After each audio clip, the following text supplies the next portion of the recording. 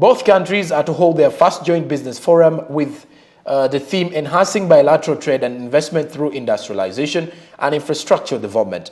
And this is scheduled to take place in Juba, South Sudan. And this will be that will be from 19th to 21st July 2022. We got our team in South Sudan, and this is what they gathered for you. Platform that allows the Uganda and South Sudan private sectors to identify opportunities and challenges of cross-border trade and investment, create business-to-business networks, and share experiences. To establish a Uganda-South Sudan Joint Business Forum. 3, to raise awareness about investment and business opportunities in both countries. 4, to boost bilateral trade and investment flow. 5, to showcase the Uganda and South Sudan private sectors through a business exhibition. Encourage the Uganda business community to engage in joint venture with South Sudan business community in, for example, agri-based industries, hospitality industry, hotels, real estate,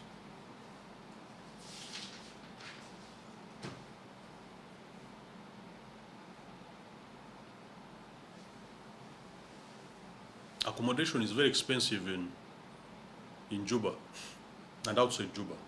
Very expensive. You find a house going at $10,000 a month. A small house, 3-bedroom house, $10,000, $8,000. You can get it in Kampala at $2,000. Now, 5 times here. It's very expensive. Juba is very expensive. Accommodation is very expensive. We have over 30 hotels in Juba here. But they are full all the time. They are full. They are full. You'll move around, you'll see. You'll see. South Sudan is a rich country endowed with vast resources. It has oil and gas,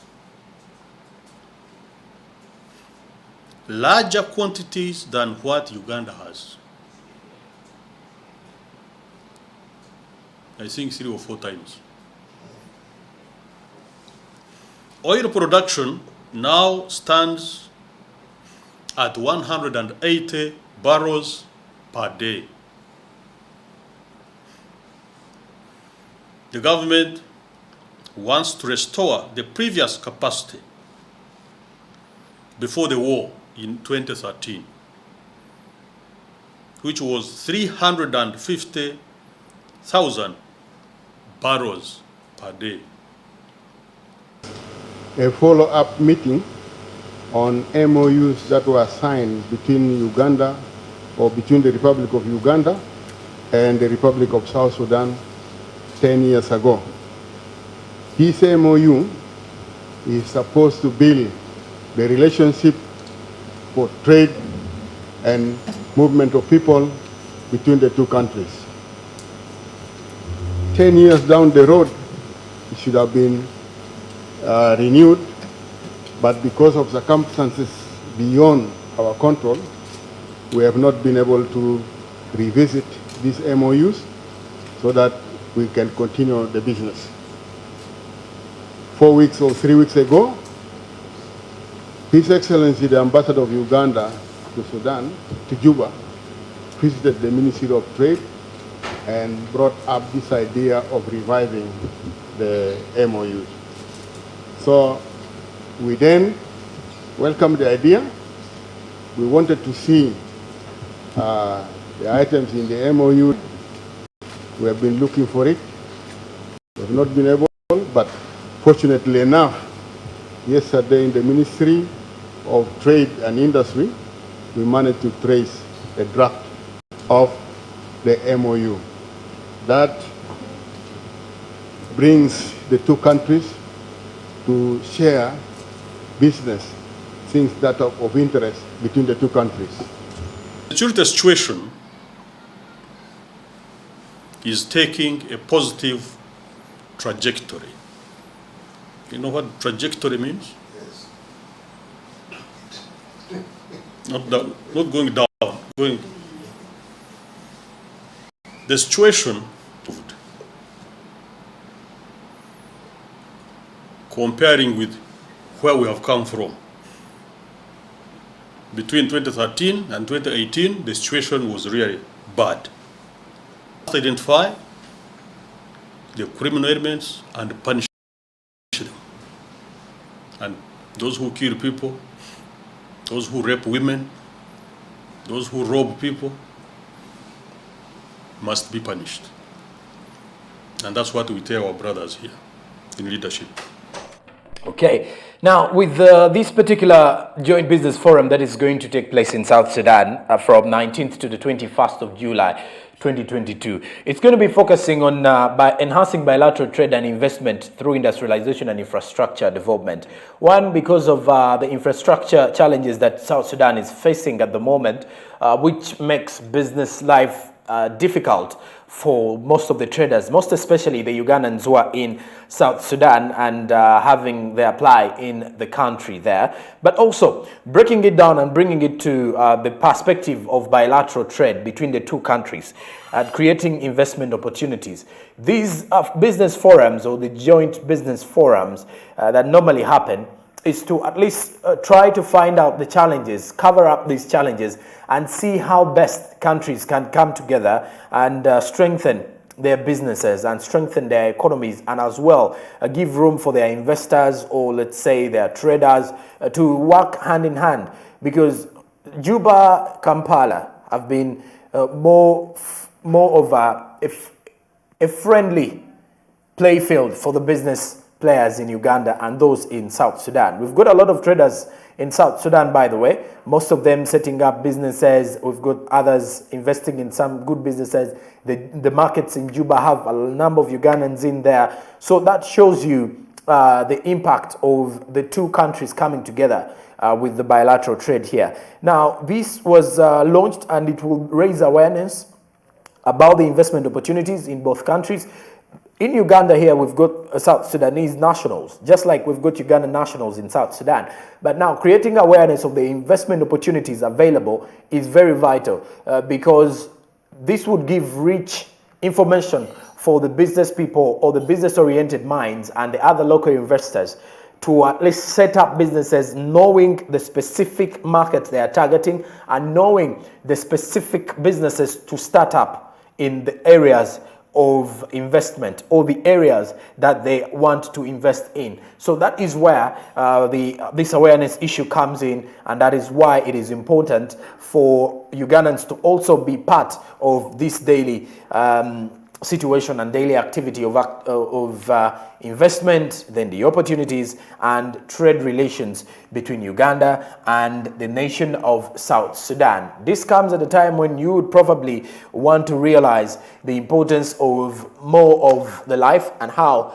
life moves on, more so when you have your neighbors like South Sudan, let's say DRC and Kenya, how you try to cooperate and get relations in business minds, how you actually get your relations up there is very vital for the growth of your economies, and steadily will show the strength of the two relations.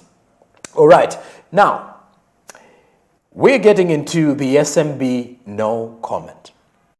And in this SMB no comment, we are looking at the Uganda Revenue Authority's digital service tax.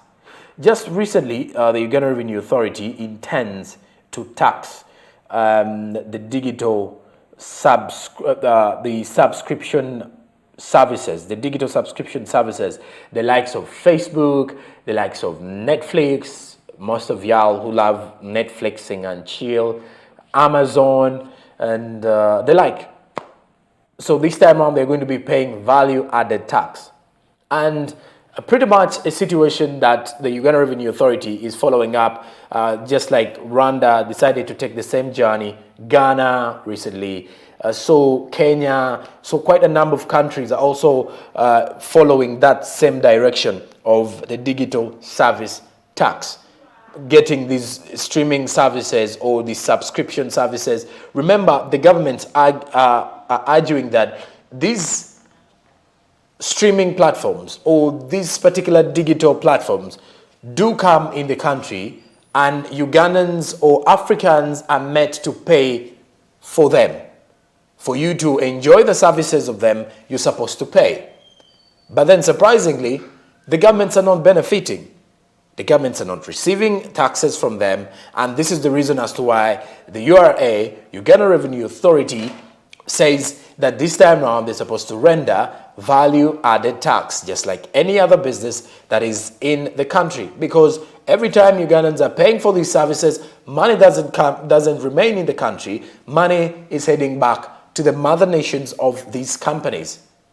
So in the SMB no comment this time around, we have Ibrahim Bossa, who is apparently the current spokesperson of Uganda Revenue Authority, taking us through the digital tax. This is the SMB no comment. Uganda Revenue Authority has required non-resident electronic service providers, the likes of Amazon, the likes of Netflix, the likes of Facebook, to be able to register and pay VAT tax on services they provide within Uganda. And this is something that has been notified, it has been provided for in law, simply because of technology development and growth and innovation. A lot of business transactions have now gone online. So if you're somebody dealing in websites, website management, software updates, you are providing films, music, games, including gambling, anything to do with subscription of services, whether you're using a paywall or anything of that nature.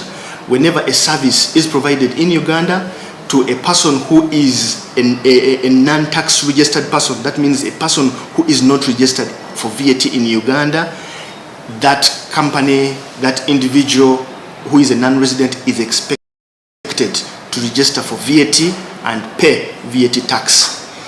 Remember that in Uganda we have a threshold. For you to apply for VAT, you must be able to demonstrate earnings of 37.5 million shillings in 3 months within a year, or 150 million shillings within 12 months within a year. So people should not be worried that we are going after every Tom, Dick and Harry.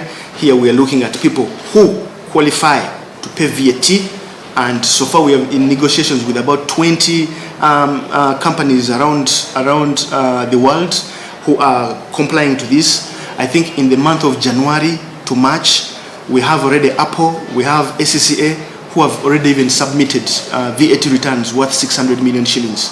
So the issue is the economy that has been digitized. Many countries around the world have found a way of being able to get tax revenue from that.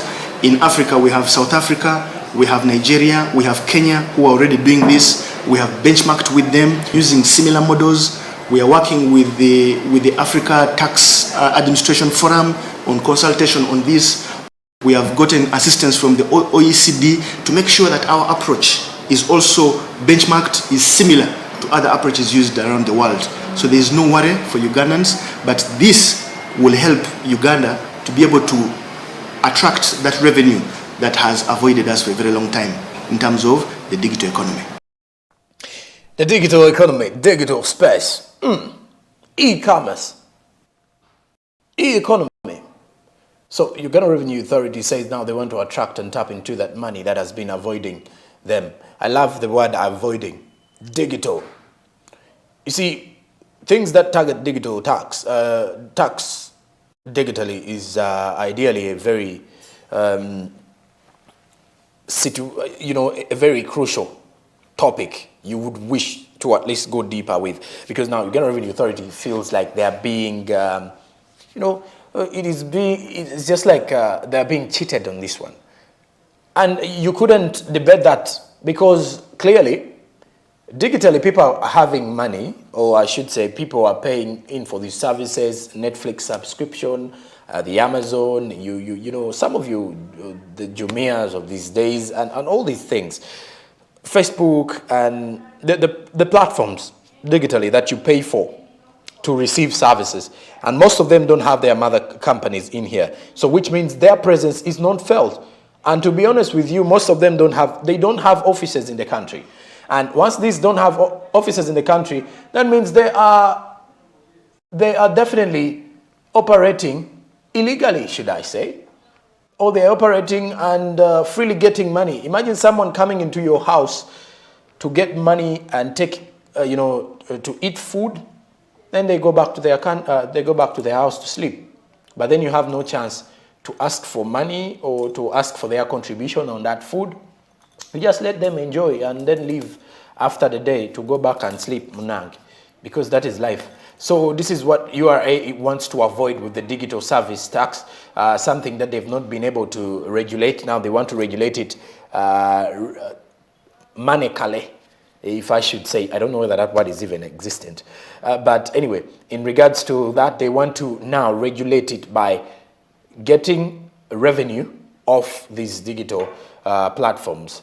And how these digital platforms will comply and how much they would be charged will also depend on the taxman and how the execution will be done. But as of now, that is a new tax that is going to be implemented by the Uganda Revenue Authority, and government is set to assert that into law, and you'll definitely be expecting it in the upcoming financial year 2022-2023, targeting the digital space and all those platforms that have been there. And trust me, we will wait and see how this will go by, because the hope is to see a better Uganda and a better taxation policy. Or as well, the Uganda Revenue Authority wants to create tax mobilization easier and more friendly for the Ugandans, because a better Uganda starts with me, you, and the rest taking part in rendering these taxes,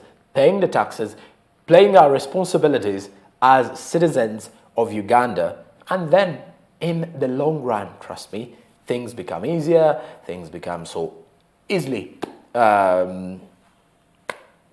easily adaptable in that manner. All right, still the second hour of the show. It is 2 minutes to the half-hour mark. After the break, I've got the SMB Insight, looking at the implementation of the parish development model. Not only that, though, we've got the press review, breaking down stories as they're happening from the papers. Good morning, good people. Good morning, everybody. It is Friday, the 24th of June, and I'm Joram Paul Sonko. After the break, the SMB Insight.